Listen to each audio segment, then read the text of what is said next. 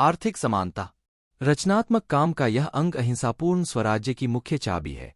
आर्थिक समानता के लिए काम करने का मतलब है पूंजी और मजदूरी के बीच के झगड़ों को हमेशा के लिए मिटा देना। इसका अर्थ यह होता है कि एक ओर से जिन मुट्ठी भर पैसे वाले लोगों के हाथ में राष्ट्र की संपत्ति का बड़ा भाग इकट्ठा हो गया है, उनकी संपत्ति को कम करना, और दूसरी ओर से जो करोड़ों लोग अधपेट खाते और नंगे रहते हैं, उनकी संपत्ति में वृद्धि करना। जब तक मुट्ठी भर धनवानों और करोड़ों भूखे रहने वालों के बीच बेइंतहा अंतर बना रहेगा, तब तक अहिंसा की बुनियाद पर चलने वाली राजव्यवस्था कायम नहीं हो सकती। आजाद हिंदुस्तान में देश के बड़े से बड़े धनिकों के हाथ में हुकूमत का जितना हिस्सा रहेगा उतना ही गरीबों के हाथ में भी होगा, और तब नई दिल्ली के महलों और उनकी बगल में बसी हुई गरीब मजदूर बस्तियों के टूटे फूटे झोंपड़ों के बीच जो दर्दनाक फर्क आज नजर आता है, वह एक दिन को भी नहीं टिकेगा। अगर धनवान लोग अपने धन को और उसके कारण मिलने वाली सत्ता को खुद राजी खुशी से छोड़कर और सबके कल्याण के लिए सबके साथ मिलकर बरतने को तैयार न होंगे, तो यह तय समझिए कि हमारे देश में हिंसक और खूंखार क्रांति हुए बिना न रहेगी। ट्रस्टीशिप या सरपरस्ती के मेरे सिद्धांत का बहुत मजाक उड़ाया गया है, फिर भी मैं उस पर कायम हूं। यह सच है कि उस तक पहुंचने यानी उसका पूरा अमल करने का काम कठिन है। क्या अहिंसा की भी यही हालत नहीं? फिर भी 1920 में हमने यह सीधी चढ़ाई चढ़ने का निश्चय किया था। अब तक हमने उसके लिए जो पुरुषार्थ किया है वह कर लेने जैसा था, इसे अब हम समझ चुके हैं। इस पुरुषार्थ की खास बात यह है कि रोज-रोज की खोज और कोशिश से हमें अधिकाधिक यह जान लेना है कि अहिंसा का तत्व किस तरह काम करता है। कांग्रेस वालों से यह उम्मीद की जाती है कि वे सब संजीदगी और लगन के साथ सचेत रहकर इस बात का पता लगाएं कि अहिंसा क्या चीज है, क्यों उसका व्यवहार करना है और वह किस तरह अपना काम करती है।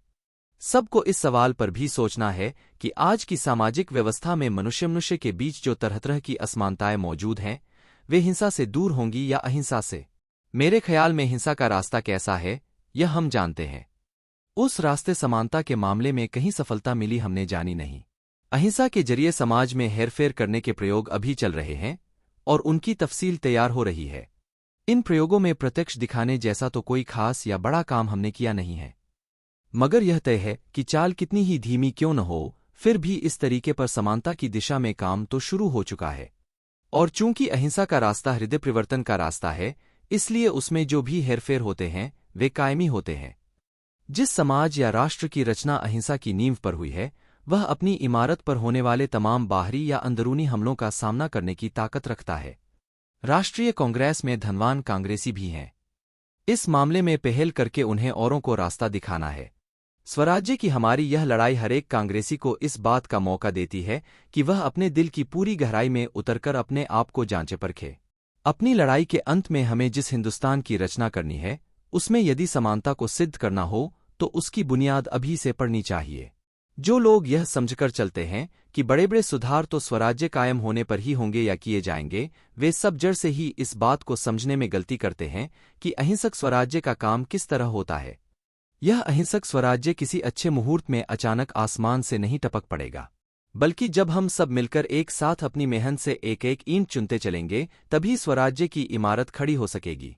इस दिशा में हमने काफी लंबी और अच्छी मंजिल तय की है, लेकिन स्वराज्य की संपूर्ण शोभा और भव्यता का दर्शन करने से पहले हमको अभी इससे भी ज्यादा लंबा और थकाने वाला रास्ता तय करना है। इसलिए हरेक कांग्रेसी को अपने आप से यह सवाल पूछना है कि इस आर्थिक समानता की स्थापना के लिए उसने क्या किया है।